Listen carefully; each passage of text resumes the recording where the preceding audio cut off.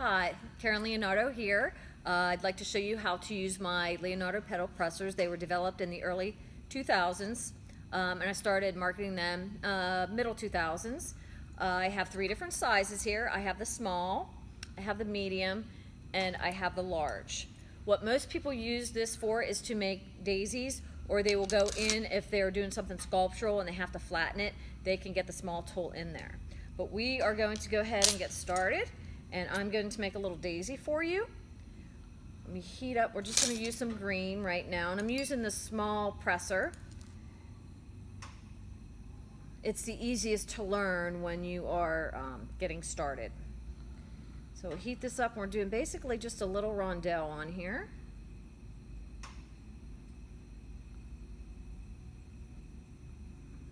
Add just a little bit more glass. There we go.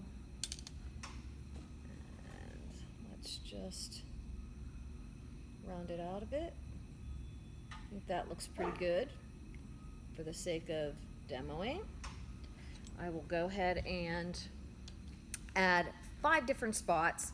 It's going to take a little practice. This is not a bead that I do regularly, but we're going to go ahead and try to make it as even as possible. So we've got, there we go, we've got 3. I'm going to squeeze 2 more in. We can kind of straighten them out just a little bit as we add more glass. So we're going to put another layer on, nice and quick. And I've been doing beads since 1996, so please don't get frustrated if you are having problems with trying to make this flower. Any tool takes a little bit of practice. I'm going to do the other layer on here.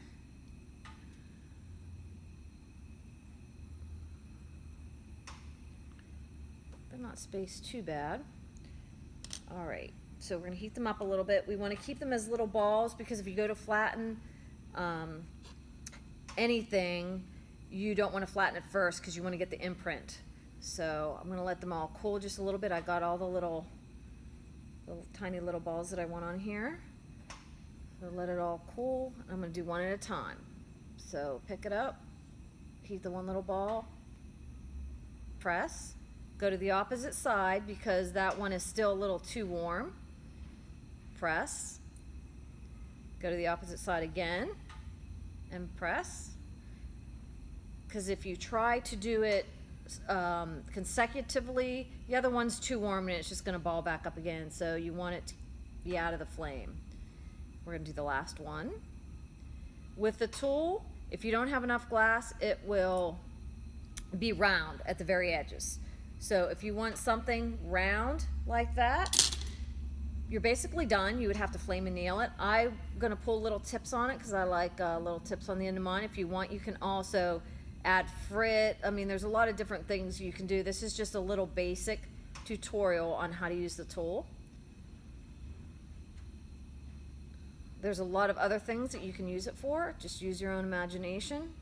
I supply the tool, you supply the imagination.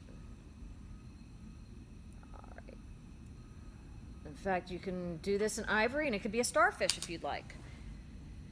I'm going to do a little flame annealing, and I'm going to straighten it up. Sometimes if you want a flat disc, just straighten it up on either end, and it'll look like this. If you want, you heat the back end, and we can cup it. So basically all you're doing is heat the back end and then cupping the petals. So you can have it just a little bit more, or you can cup it into a little cup this way. But otherwise, this is how the Leonardo petal presser works. Thank you.